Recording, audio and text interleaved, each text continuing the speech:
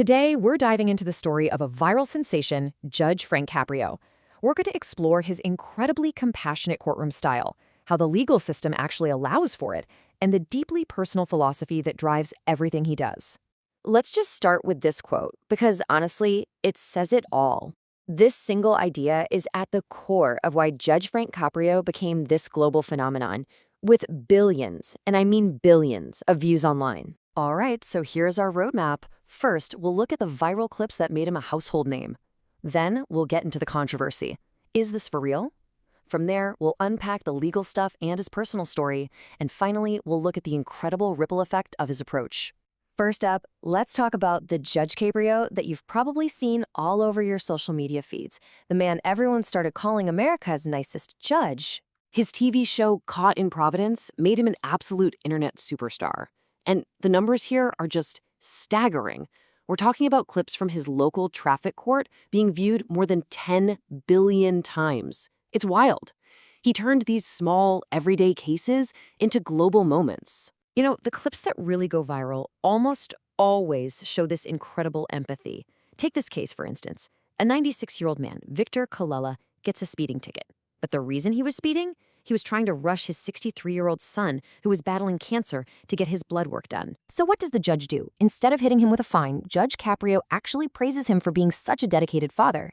This is that classic Caprio moment, choosing compassion over punishment. And it's these exact kinds of interactions that made people all over the world fall in love with his courtroom. But of course, when you get that famous, it's bound to raise some eyebrows. And it led to a really crucial question. Is this heartfelt approach actually justice? Or is it all just a performance for the cameras? Critics started to argue that, by consistently letting people off the hook, he might be stepping way outside his authority as a judge. The main charge was that this isn't just being lenient, it's a form of judicial activism, where a judge's personal beliefs start to override the actual law. And that criticism got pretty heated. If you looked at online forums, you'd find people arguing his actions were straight up illegal, even saying he should be removed from his job for failing to enforce the law as it's written. Okay, so that really begs the question, right? How is what he's doing even legal? Is he actually breaking the law? Let's take a look at the legal framework that makes his unique courtroom possible. And the answer really starts with this key legal concept, judicial discretion. A lot of traffic laws are written with phrases like a fine of not more than X dollars.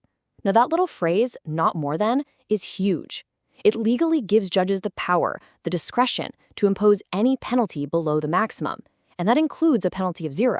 But there's another really crucial piece to this puzzle.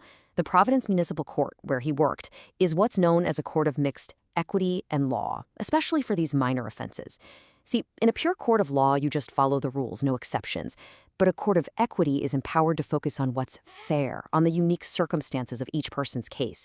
It's this special mixed jurisdiction that legally allows Judge Caprio to prioritize the spirit of the law over the strict letter of the law. So, we know how he can legally do what he does, but that doesn't really explain why he does it.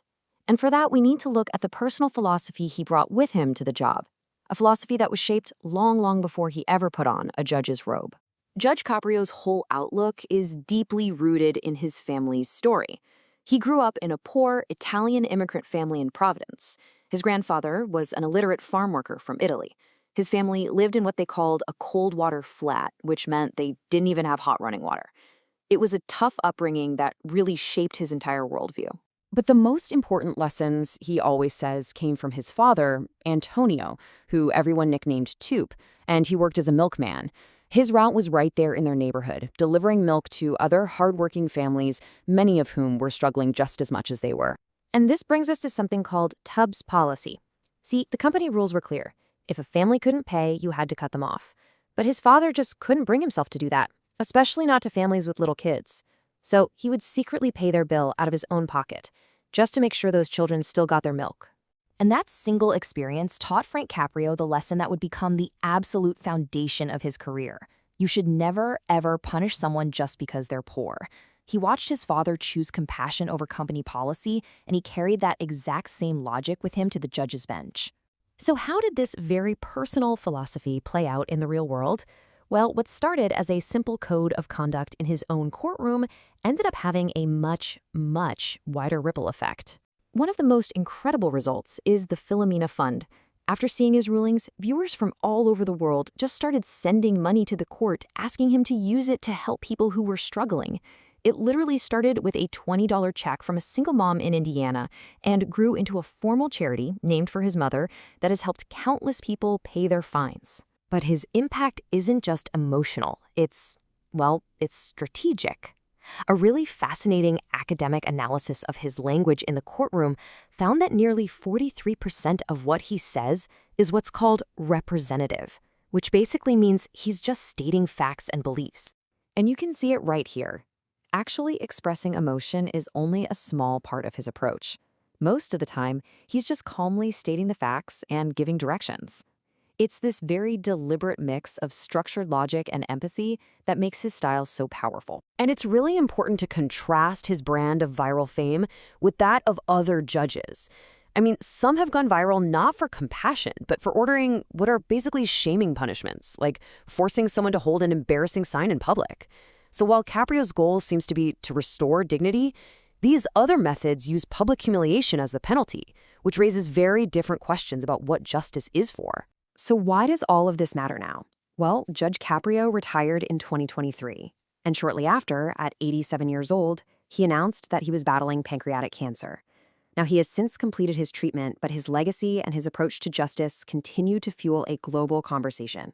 So ultimately, we're left with this big question. Judge Caprio's career really forces all of us to ask what we want from our courts. In an age where any courtroom can become a global stage, is the goal just strict punishment, or is there maybe a greater value in compassionate, human-centered justice?